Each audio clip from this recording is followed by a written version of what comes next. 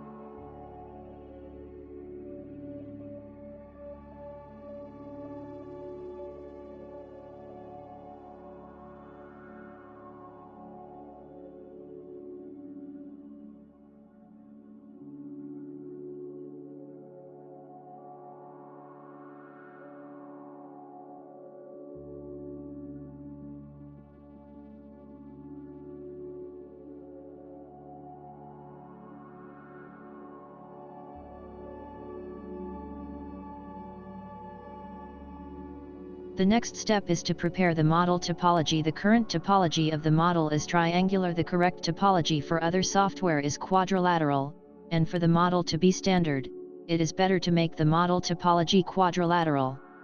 In the first case, you can select the model and select the quadrangulate option in the 3D garment section in the Edit and Context menu. This command allows the irregular topology to become quadrilateral. But in this case, we still see some triangular topologies, and if the model topology is not very important, this tool can be used. In the next mode, you can select all and right-click on the model in the 3D bar to select the remesh option. This tool regularly converts clusters into quadrilaterals and is a good choice for people for whom the model topology is very important. But in this case, the corners and edges of each piece of fabric may not be quadrangular, in which case they can be adjusted manually and finally get a complete and excellent topology.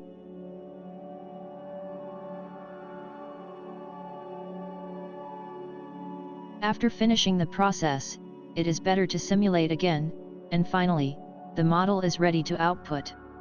Save the output as OBJ without characters.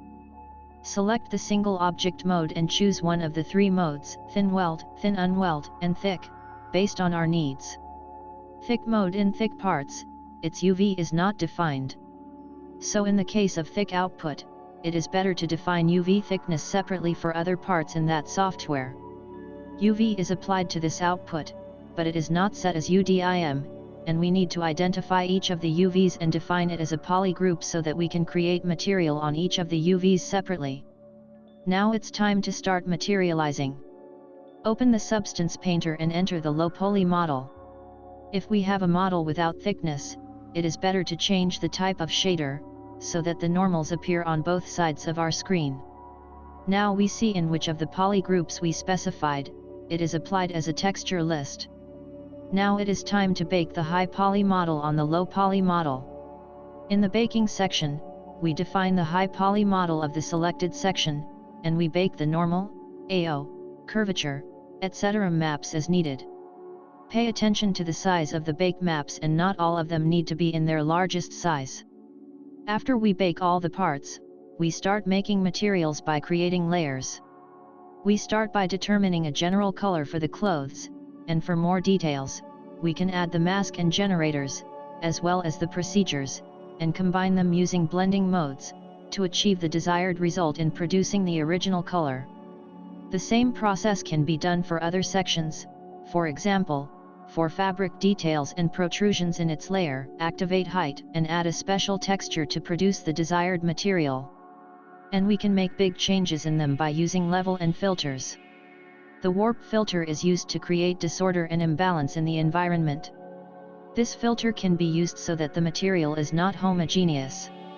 Other filters such as blur, sharpness, bevel, etc. can also be used, and by combining these, we can achieve the desired material. To add clearer noises and irregularities in the material and add fine and messy details, it is better to use noise textures or grunge and adjust them manually. There is another type of this detail called a smart mask, which cleverly creates a series of details and irregularities based on bake maps. Using these items is very useful in some situations, but it is not good to overdo it.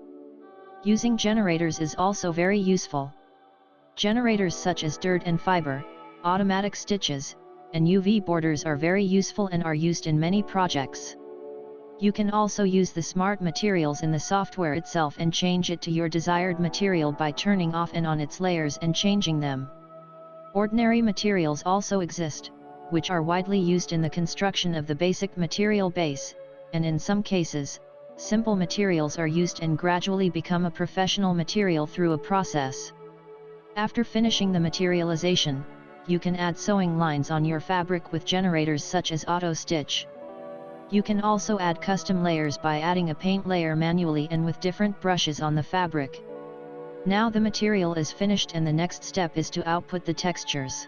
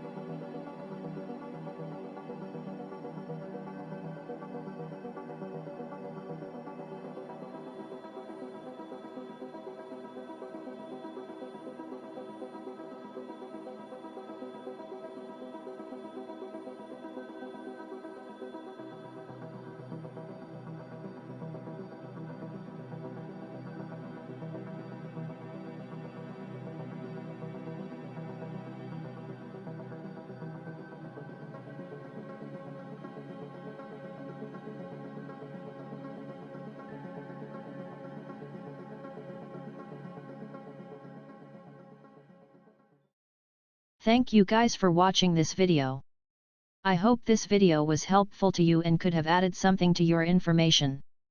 If you have not yet subscribed to our channel, please subscribe to it so that you do not miss our future videos. If you like this video, please like it, it will help us a lot. If you have any questions, you can say them in the comments section. So I will see you in future videos.